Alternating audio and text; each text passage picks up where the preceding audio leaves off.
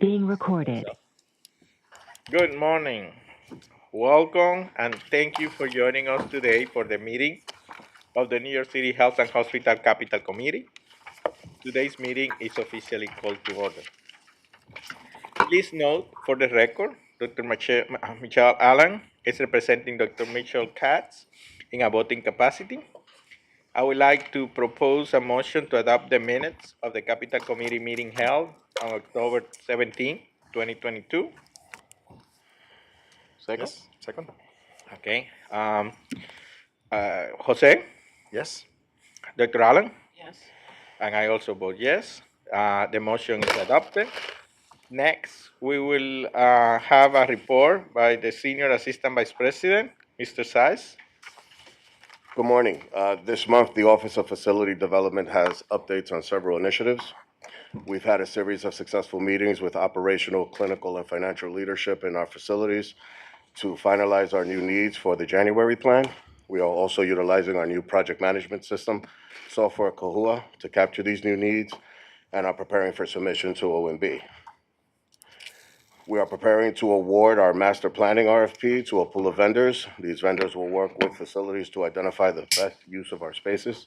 We are hoping to leverage these vendors, especially at campuses with significant real estate footprints, such as Kings and Jacoby. At the former Neponset Hospital, demolition has started in earnest and is on track to be completed in the summer of 2023. We released the Harlem Boiler RFP, working towards an early award of early 2023.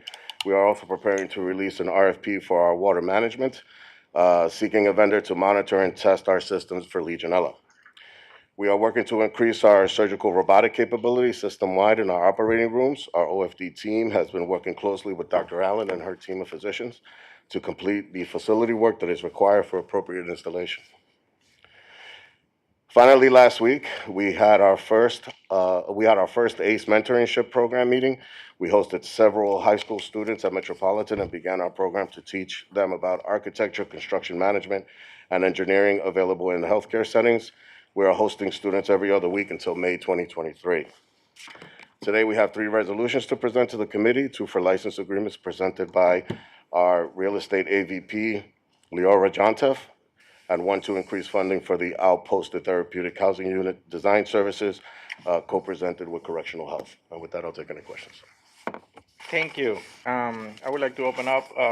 Jose, any questions? No questions, thank you. Dr. Allen? No questions. Manny, I have a couple of questions. In terms of the master planning, that is going to cover all our facilities, including Gotham, or is only our 11 acute centers? I understand as our 11 acute centers, that is not to include Gotham. No, it is. It doesn't include Gotham? It includes Gotham and PACS as well, post-acute. Post-acute? Yes, So Gotham is also included? correct. Okay, and what is the timeline for that particular? So, Do we have that on? so what we've done is we've asked for the contract to kind of not have a specific term to it. As we start engagements, when all the engagements are complete, then the contract will terminate. So the hope is that we would get through a cycle with one facility, including Gotham, PAC, and the acutes. And when that finishes that cycle, then the contract would terminate. Okay, but don't we have a time sense of how long this will take? Are we taking 5 years? I think Looking we a spoke year, about- 6 months? We have, so let's see, we have 12 acutes, 5. So we're trying to target 2 acutes and 1 Gotham every year. So I would think about 6, 7 years to get through if we stay on track Yeah, with that schedule. we have to double back and check on the resolution, but I believe we asked for 8 years, but like Menji said, until every assignment is complete. So initially we asked for an evergreen contract, and but we weren't able to get that. So, but I want to say it was 8 years, as long as everything gets completed. And I think the plan was 2 acutes and 1 Gotham every year until the cycle was complete through all the facilities, one cycle. But do we have the funding for So all the This years? is- Or it's like year by year funding? That's what I don't This understand. is all expense funding because it's not capitally eligible. So it's year by year. So the facilities, so for example, we have Kings County and Jacoby targeted next year, so that we're going to work with finance to make sure there's money in their budget to fund that. And then the following year, depending on which facilities are scheduled, we'll work with finance to, so it's year by year for the funding. since it's Year by expanded. year by the funding, and so you are going to give 1 year for a particular task. So you're going to create like task orders for each facility, and you will prioritize the facilities in what order they're going to move. Is that correct? I'm just trying to understand your process. So it's a pool, so it's a requirements pool, so I think our goal is to select 6 vendors. And right now, we know Kings and Jacoby are the 2 that have the highest priority. And I think we're gonna work with leadership to determine the priorities, subsequently for each year. Okay, so you haven't prioritized It it. has not, it's not being So you only have the first year priorities, that is Kings and Jacoby. Correct. correct. And what are the criteria that you're using to prioritize, or that has not been sorted out? We have not sorted that out. So the reason for Kings and Jacoby is they have 2 projects currently at both campuses that would affect their space planning. So those are urgent projects that we'd like to understand how to use their space and how to optimize their space of their campuses to drive decisions on those projects. So that's why the 2 are prioritized right now at the front of the list. Okay. But we're working with Matt and the leadership team to create a governance body that the master planning vendor or the system would determine the priorities and ultimately meet with the master planning vendor prior to going out to each campus to start their engagement. Okay. Because I think like it would be good to understand a little bit of the set of activities that are in each campus and looking for in the next 5 years or so and trying to identify where the most impact will be. And I think that also will be good to look across campus because, for example, last month we approved some resolution in which Queens and Elmhurst identify a common facility for back office operations and really made a really good arrangement on kind of the transportation network, the stops and all that, which I thought was really a good example on how different facilities can pool resources and leverage each other and have a greater impact of each dollar that they invest. So, one of the challenges of looking at least it's been described, is that you may look as a silo and don't look for opportunities for integration, particularly if you are looking at 2 different campuses that are very far apart, because then it will be kind of difficult to look good at the leverage. Because what I understand from the Queens and Elmhurst proposal last time, it was like almost the midpoint. So you actually leverage kind of the geographical location. So I just think about that as you're prioritizing, because I think the efficiencies that can be gained from looking at cross campus master planning may be valuable. I really don't know. I'm just thinking aloud I mean, here. that's definitely something we can look at, maybe some kind of system-wide master planner, to identify some of those relationships. The one that easily comes to mind is obviously the one that we already have in place is Jacoby and NCB. They're already collaborating together. They already have sharing that certificate of need. There's also a lot of transfers throughout the system where everything flows to Bellevue today. So maybe we don't necessarily need to have certain type of services in one location and just focus on the other. So I think that's a great idea. We'll figure out, as we onboard the consultants to see if we can implement some form of service that way. Actually, that's good, and I think your thought is very well taken, because perhaps, again, it's just a thought and a suggestion that perhaps having in parallel like a system master planning, like a little bit of less effort, but as you are looking at individual campus master planning, there is a second group that is kind of working in parallel and identifying opportunities of efficiencies to be gained across campus. And I sometimes it's better to be like a separate group, because that way you have like a second look and say like, oh, you want to do this here and this will be good here, but this also want to do something very similar, and there may be an opportunity that you can work and collaborate together. So maybe think about it, and that can be run throughout all 8 years to always look for areas of kind of impact and gains across campus. Again, it's just a thought. So it really should be aligned with the clinical services planning, where we're doing some things on a regional basis, so we should just align. That's actually very good, because you're talking about regional basis. You're not looking only by campus. You're looking at, yeah. Right. some of the plans might be borough-based, or one of the things we've thought about is Central Harlem and South Bronx. Mhm. They're within probably a mile of each other, just a river in between. Yeah. But clinically, as we come up with regional plans and we're thinking enterprise-wide, we should be aligned with the master planner. I think that's a great idea. And I think because at the end of the day, we are doing all this for them. So I think we have to listen what they wanted. So that, and I think if you're already looking at it as this region now, maybe the opportunity, because I think going silos, you may miss some opportunities in supporting the clinical component of the house. I think it's a really good point. I think that was the intention behind the governance committee Mhm. at central office, to include Dr. Allen, include Ted Long, include Natalia, Matt, so that they can kind of give the system-wide perspective before the vendor embarks on the master planning. And then once they complete, they would come back to that same committee, share their findings, and they can, to your point, look for opportunities to regionalize or spread services across multiple campuses. Yes. Jose, you want to Yeah, say no, something? it'll be useful to learn more about the vendor process, like how they're gonna use it to gather all these different voices into the planning.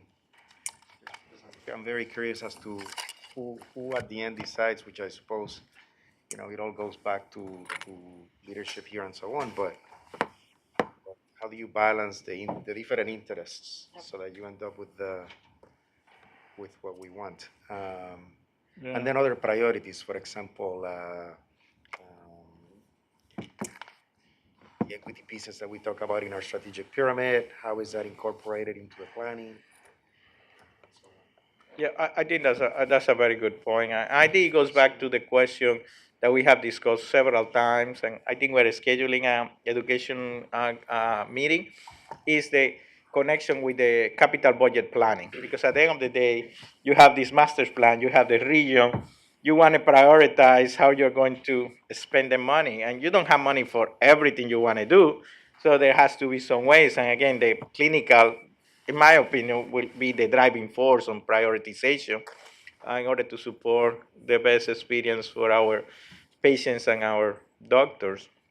So I think that will be, as you were talking in terms of areas, if I recall, maybe it was pre-pandemic, I don't remember very well, but there was a lot of discussion about pharmacy, like for us to have more like a retail pharmacy, if I remember correctly. I don't know where that actually has been. I haven't heard too much about it. But if you think about pharmacy, maybe this is another area that has to be looked if there is cross campus, particularly if they are so close proximity. You don't have to replicate everything everywhere if there is a way to facilitate the delivery of drugs from one location that is close by to other. I really don't know. I'm just thinking that. No, it's been on pause for a while. Oh, it has been on pause. Okay. So I don't know if Danielle is on the video, but that would be Danielle. Yeah, Daniel, that's what I was thinking. Yeah. So we have just a little update. We have been working closely with Danielle and Danielle's team. So we relaunched the program Oh. for retail pharmacies. We've been working closely with the facilities to try to find a location. That way, we can go from there. Right now, we've identified locations, but they're not locked in yet. So we're working closely with the consultant, with a master architect, to ensure that we can fit the program within the locations that have been identified. So right now, on the hopper is Jacoby, Harlem, Gouverneur, and which is the fourth one. There's a fourth location. I forget which one it is. The three locations are pretty well set. Jacoby's is a little bit different than what they envisioned. Hopefully, we can lock in those spaces by, I want to say, January, give or take, and then we'll launch a full design with the consultants. So we're going to have master consultant, the master architect, to kind of oversee the entire program, and then we're going to have production architects to develop all the plans and the construction documents, and then we'll eventually go out to bid and implement that. So at the very least, right now we have 4 retail pharmacies. We still continue our efforts with 797, 800, the mixing labs for the hazardous chemicals. So that's definitely on its way. We've bid out, I want to say, Carter and one other location, and then the others are still in design. we have about 4 or 5 others in design for those. That's correct. Thank you. Thank you so much. I'm sorry that we took so long in this part. I thought it was very interesting. So next is a resolution with New York City Police Department and Spring Spectrum Reality Company. Leora, could you please read the resolution to the record? And I think you have a presentation. Yes. Thank you. Thank you. For your consideration, authorizing the New York City Health and Hospitals Corporation to execute a 5-year revocable license agreement with the New York City Police Department for its continued use and occupancy of 75 square feet of space on the roof of the main building at Elmhurst Hospital Center and 50 square feet of space on the roof of the end building at the Queens Hospital Center to operate communications equipment with the occupancy fee waived. Next slide, please. NYPD has been operating communications equipment at both Elmhurst and Queens since 2012. The goal of the equipment is to enhance overall communication systems. The equipment doesn't compromise facility operations or our patients. Next slide, please. The terms of the agreement, this is continued use of their space in at both facilities. This was previously approved in 2015 and 2017. The fees have been waived since it is a sister agency. It's NYPD, and it's a small space. And that concludes my presentation, and the request is on the last slide. Any question about NYPD? No. Dr. Allen? No? No question. So may I take it to vote? Jose? Yes. Dr. Allen? And I also vote yes. So the resolution is passed. Frida. Oh, Frida, sorry. I apologize, Frida. Any questions, Frida? Thank you. Your vote? Your vote? Yes, okay, thank you. I apologize, Frida, okay? So the motion is adopted to be forwarded to the full board. So you have another presentation? I do. Thank you. Next slide, please. For your consideration is authorizing New York City Health and Hospitals to execute a 5-year revocable license agreement with Sprint Spectrum Realty Company, LLC, to operate cellular communication system on approximately 300 square feet of space on the roof of New York City Health and Hospitals Lincoln at the annual fee of $108,604, calculated at $362 per square foot, to be escalated annually at 3% for a 5-year total of $576,000.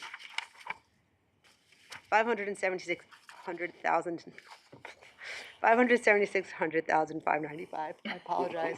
I'm a little tongue-tied today. I apologize.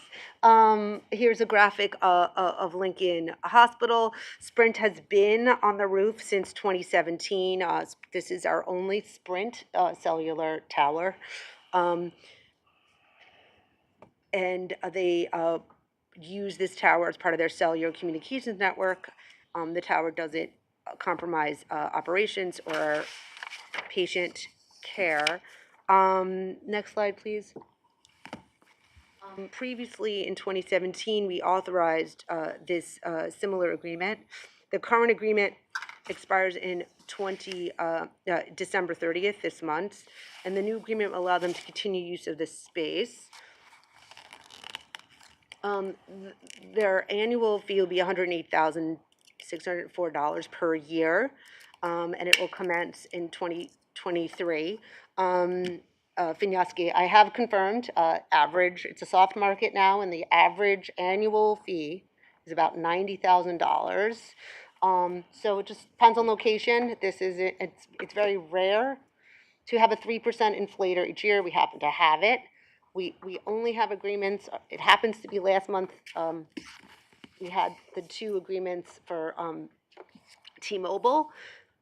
And we happen to have this month Sprint, and in 2 years from now, we'll have one more agreement. We only have 4 cell towers across the system. It's not robust. So I got some clarification based on our conversation the last time. Okay, and when you mean 90,000, that's the, Annual. for our system or citywide? Annually, 1 cell tower, on average. Citywide, Yeah, just as sort of like a general. not H&H ones. Right. I mean, just generally $90,000 per year is an annual revenue for a cell tower. Just average. So Okay. location depends, if it's in Manhattan, if it's in the Bronx, if it's in Queens, like it all just depends on location, but on average, about 90,000 annually per year. We happen to be slightly above here, but it's generally soft market. We discussed with our broker at Newmark. We only have 4 towers in the system, so, and 3 of which are at Kohler. So it isn't a huge part of our, It's just when they come and, sorry, Vinny, Yeah, please. just they come and ask us. well, they've been there, so I can't tell you the history of how they got there. I wish I knew, but there must be something about Kohler being in the East River, I'm assuming. I don't know, it's a big campus, and this is, you know, in the South Bronx. It's a very dense neighborhood, but I can't explain the history of how they got to the sites. But they're there, and we're not getting new inquiries, so. These are quite old, right? If we're thinking back to 2012, we're talking at least 10 years old. Yes, Dr. Allen? Just my apologies, can you reconcile what we have on this slide with the annual occupancy with what you were saying about $90,000? This is slightly more. Year 1, it says $108,604. So we're, It's the new agreement. yeah. So the And so 90,000 is just a general trend in the city. Oh, so we're making a little bit more. On this one, we're making a little more. Than the average, because the there average. are others that are more expensive. I just don't want to I mean, make. there is, I wish there was a book, right? We talked to our broker and he feels that we are at market, Okay. right? You know, these are very niche industries. It's hard to like really pinpoint it. But what I would say, if you see the trend in society now, technology is everywhere. There is going to be higher demand for bandwidth and spectrum and location. So, and we have properties usually in areas that were not as sought after, but as population changes, dynamic, gentrification, you name it, there may be some interest in our real estate. So we just have to be mindful to be always market, because my thought is that we are here and we subsidize our patients. We are not here to subsidize any commercial enterprise. So we always have to be diligent in understanding our market position in any type of deal. So I think that's good. So I'm wondering if we need to notify the community at all about these. We've been in there in the past. It was just in the late press with new cell towers going up in Chinatown, and there was some reaction of the community. These aren't new though. Okay. This is there for 10 years. I just wanted to ask the question on the record. No, I don't think we can discuss it with Deb if there's a necessity to form the cab, but these are longstanding. It's pretty small on the roof, but we can talk to Deb and see if the cab needs to know. Yeah, but I think Dr. Allen has a good point. As I was mentioned, there is maybe in the future more demand from people of using technology. So in those cases, if you are going to add new towers, I think Dr. Allen's point is that we should be making sure that we check with the communities or whatever our process is. I really don't know what our process is. When you said broker, the broker works for us, right? Thank you. I think do we vote? No, we didn't vote. No, we didn't vote. No, we didn't vote. Any other questions? Jose? Yes. Dr. Allen? Yes. Frida? Yes. Okay, thank you. And now I would recuse myself, and our chair will take over. Thank you. So let's move to the third one. Manny? Yes.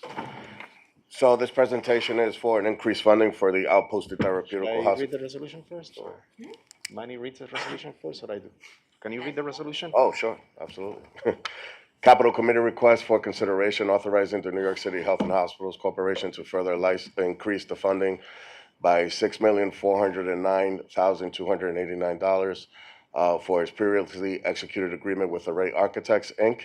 For architecture/engineering services for the renovation of space at New York City Health and Hospitals Bellevue, New York City Health and Hospitals Woodhull, over a 5-year term in connection with the Systems Correctional Health Unit, CHS, initiative to treat its patients who require higher levels of care in its outposted therapeutic housing units, which follows a previous funding increase of million, $1,814,880, authorizing in November 2021, such that the funding is increased from $10,477,880 to $16,887,169, including a 10% contingency of $1,535,000 and $1,535,197. Thank you.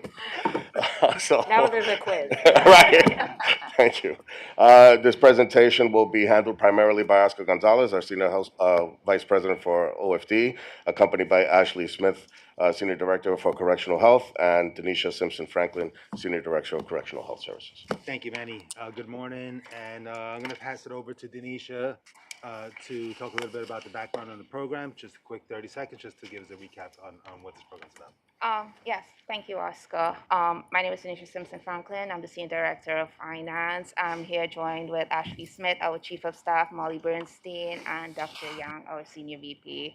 As everyone is very well acquainted with this project, I would like to extend our gratitude to everyone on this pioneering project, which will increase our access to care for our patients with complex clinical needs in a more normalized and therapeutic environment. We are very excited about the progress that we have made thus far. And with that said, I'll hand it over to Oscar to go through our presentation. Thank you. Thank you, Denisha. So, quick background. This goes back to 2019, where we got initial approval by the mayor to start the program. We quickly started the procurement, started to bring on the consultants on board. One of the three consultants was Array. In addition to that was ACOM and Consigli, which we procured their services. We came to the board. We retained all the necessary approvals. However, as we were bringing on the builder, there was some finalization that we had to do with the New York State Commission of Corrections. So at that time, there was two goals: one, to finish the project on time, and two, to incorporate the additional requirements that SCOC had. So we came back to the board to be able to accelerate the project to ensure that we met on time, that we finished the project on time, but we held off on the changes that the designer had to do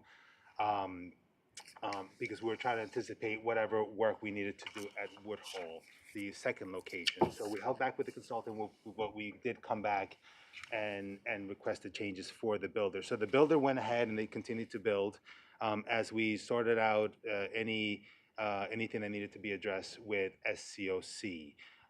This is one of the regulatory bodies that we have to respond to for this particular program. We still have Department of Corrections that we're still working through and finalizing with them. So we're not sure if we will have to come back, but at the very least, today, the design consultant is pushing to be able to get paid for the design changes that they did do. So the next slide will show you kind of the structure. So we have Health and Hospitals. Just below that, we have AECOM. They oversee the entire program. Here today, we're here for the consultant for their design changes. So that would be Array there in the orange. They do the design both for Bellevue and for Woodhull. At Woodhull, we have that second tier there where they're doing the decanting. So all those services have been procured and the project's moving forward, so that's great. And then specifically for Bellevue, we have the builder, Consigli, who they continue to work without any issues. The next slide will show you the specific changes. So to the right, you have the original base scope of implementing the beds, the square footages, upgrading to the mechanical, electrical, and plumbing work, et cetera. So that was the base work. The additional work that had to be incorporated was a new elevator and a new recreational space. So the SCOC came back and basically said they want a completely secure area from the moment that the clients get dropped off. They enter the facility, they're at the facility, they go to the recreational space. So Array had to incorporate these changes immediately. That way we could finalize the contract with Consigli. The next slide shows you at Woodhull, what we have adapted. So lessons learned, what we learned from Bellevue, we're incorporating it at Woodhall. We didn't necessarily receive feedback from from SCOC, but we know that they want a secure entrance and access way. So again, to the right is the base scope. To the left is the changes that we are incorporating from the lessons learned. So new van access, a new Sally port, a 3-stop elevator between the ninth, the 10th, and the rooftop. Recreational area on the rooftop to be able to incorporate into that elevator. The 10th floor roof replacement because the roof needed to be it was in a state of disrepair, and a new curtain wall again to make the facade, the windows, all secure facility. So, current state, the original approval for Array was $8.6 million. That was a not to exceed value. We came back and requested an additional $1.8 million, which aligned with the acceleration. The SEO changes were finalized at Bellevue. The construction schedule remains the same, where we're aiming to complete in 2023. Currently at Woodhall, we are the RFP is open in the market to bring on the builder for Woodhall, and the schedule for Woodhall is also scheduled for 2024. So this particular request is to increase Array's amount by a total of $6.4 million. That includes the changes that happen at Bellevue for $2.4 million, the adapted changes for Woodhall for $2.5 million, and we never requested for original design contingency for the project. So we're asking for design contingency for field changes, unknown conditions at the facility. So that would be a total of $1.5 million. All the costs are incorporated within the total project budget, and the OMB has approved the project contingency for the most part. There's more contingency that's being requested at this time, but a lot of the contingencies already has been approved. Next slide shows you the utilization. The original utilization was 36.4%. The acceleration increase actually reduced the utilization down to 33%. However, with these particular scope changes and design contingencies, we will go back up to 34%. And total to date, we have 50.64% included in the raise invoices that incorporate the MWBE's amounts. And the last slide shows the resolution. We'll take any questions. Thank you. Any questions? Thank you, Oscar. So I'm just trying to follow the, there's a lot of Chronological different- order. yeah. Yeah, it's a little bit complicated.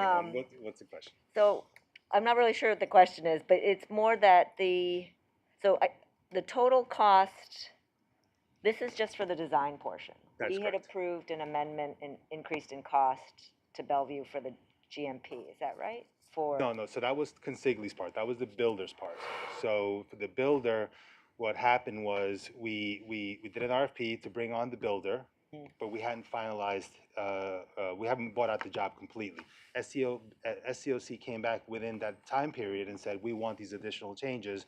We quickly pivoted, worked with the design consultant to incorporate the changes, went back to the builder and said, give us a proposal, which they did, and then we came back to the board to increase the builders, to lock in the price for the GMP. Okay, and that was all, that increase was due to SCOC's changes? Correct. And how much was that? Do you remember? For the increase? So that was for the builder. For the design. I'm just trying to see how much SCOC has caused us to increase the So that was cost. 17 million. That was for 17 million? SCSC, yeah. Okay. For the builder it was 17 million. And then that, but we did the design changes already to get that, right? So now why are we? We did the design changes, but we never came back to the board to get approval to raise their not to exceed. So they did it kind of on the come? They did it basically as at risk. Right, at Yes. risk, okay. And that amount you're estimating is like 2.5 million or something like that, I think. Only for Bellevue. The yes. Bellevue put. Correct. So we're like 17, almost 20 million because of the SCOC changes, is that sort of? Yes, plus That's whatever easy. we've learned from Bellevue, we've incorporated into Woodhall. Right. Because we know that that's gonna be essentially the same requirement, so that's an additional 2.5 million. Okay. Plus any field condition that we may find, that's another 1.5 million, that we'll incorporate, because remember, these are old properties, so Right. we just don't know if we might find something that we may have to Yep. address later on. That So makes that value is 6 million. So consigliere would have been 17, plus this increase to Array of 6 million, so that brings you to 23 million. I see, for both Bellevue and Woodhull. Correct. Can I clarify something? That it's not that they did it at risk, it's just that we had approved a given amount, you used up the amount, and you're asking now for an increase in that amount for design. Yes. Yes. But they're at risk of us not approving the increase. Well, I mean, they'll get paid the original amount. If they wanna do extra work after that, we would be stuck. Well, they've already done extra work that they weren't paid for. I No, think no, is no, what- no. We approve an amount for them to do to do work. To do work, and they used up Then all that we- money, and with the changes. Yeah, well, we used up the money that we approved. Right, right, right. Yes, I guess it's perspective. Yeah. Sorry, I didn't mean to, but it was, And then I think one of the things you'd said, Oscar, was that the builder continued to build while we knew there were changes coming, potential changes coming from SCOC. Is that, The builder, just trying to remember if they started. I don't even think they actually really started. They might have started with some paperwork and things like that, but they didn't really start. so we didn't until have to kind of backtrack and, Not necessarily for the builder, but for the consultant, they went ahead and they just did whatever they could to ensure that the builder did not get delayed. right, Because we had kind of softly locked in a price, but we still needed to lock in the 100% price. okay, So that's why they did what they had to do, but we decided to hold off, knowing that Woodhall was gonna come in after. So we just didn't know at the time, what we need to implement for Woodhall.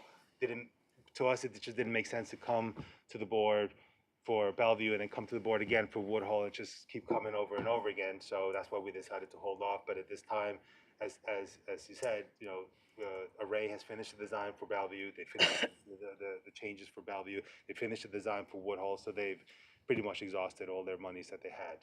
So- okay. So this increase is for new design work that might come. This is, I guess, what Jose would say. This increase is for design work for new design work that they already did, and for potential design work that may be coming for field conditions. Okay. And then there is a comment here that there may be additional scope amendments. So that's for the design. That's for the Department of Corrections. Corrections? Yes. So that we're still working through that regulatory body to see if we need anything, if we need to do anything, or if what we have already with SCOC will suffice.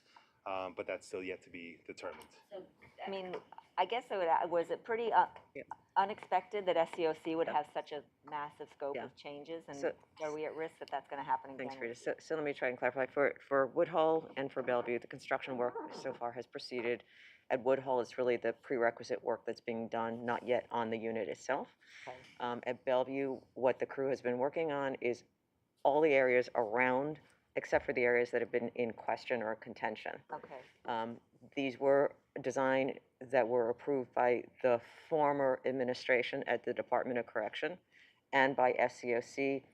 The SCOC changes, I think, were more anticipated when they came on site. They saw certain things, and that was incorporated.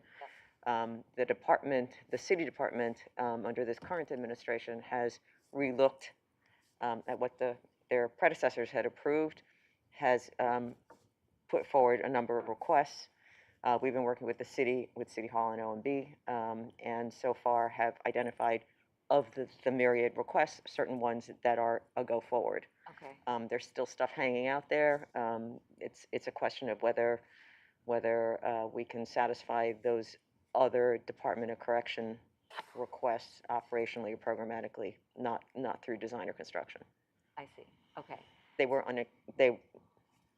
it's not for the lack of communication, or it's more of a change in administration and a different perspective of how to handle security and custody management. Yep. That makes sense. And so, Patsy, do you feel pretty comfortable that you guys have a good handle on what might be coming in terms of requests, that you won't be doing work that we're gonna have to now change and scrap and, or do something?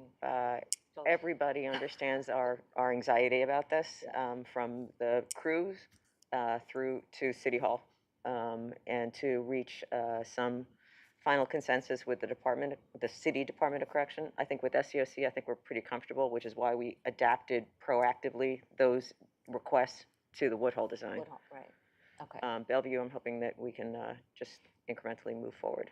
And we're still on track for the same timeline, so far? We're still scheduled for for this year for Bellevue to open. It may not be spring, but Right. but yeah, certainly the attention to it and the support for it has not wavered, Great. and in fact the need has increased. Increased, So yeah, terrific. yeah. Yes. Okay, any other questions? Thank you. From board members? Okay, let me ask for a vote then. Dr. Allen? Yes. Frida Wang? Yes, Jose Pagan, yes. So, resolution approved. Thank you so much. good luck and, Is there any old or new, any old or new business to come before this committee? no. Adjourned. Thank you so much. Thank you.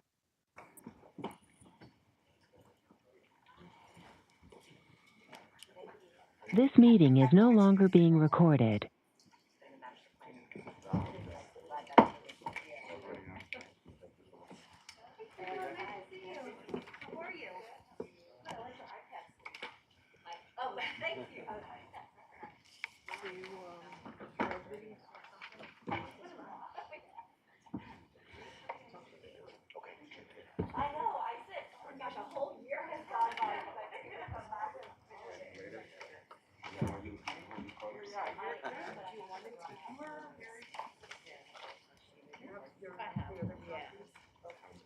Thanks, Felicia.